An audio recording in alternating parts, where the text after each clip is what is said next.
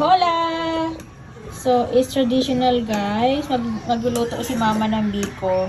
So, ito ay 1 kilo ng pure na malagkit. Ayan. As in, napaka-sticky niya, oh. Tapos, isang kakangatan ng nyog. So, ayan na siya guys. Yung asukal na may malapot na kakangatan ng nyog. So, yung sinaing ni mama na malagkit, ilalagay dyan para maging super creamy. Ayan na guys. O, diba?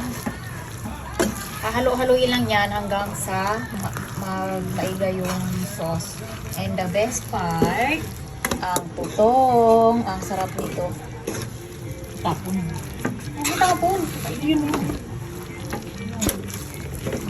Yum na guys. And ito yung sausawa.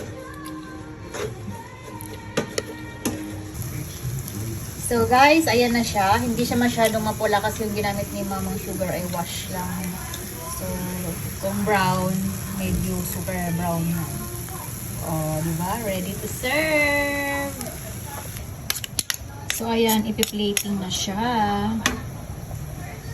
Ipi-plat dito sa malaking plato.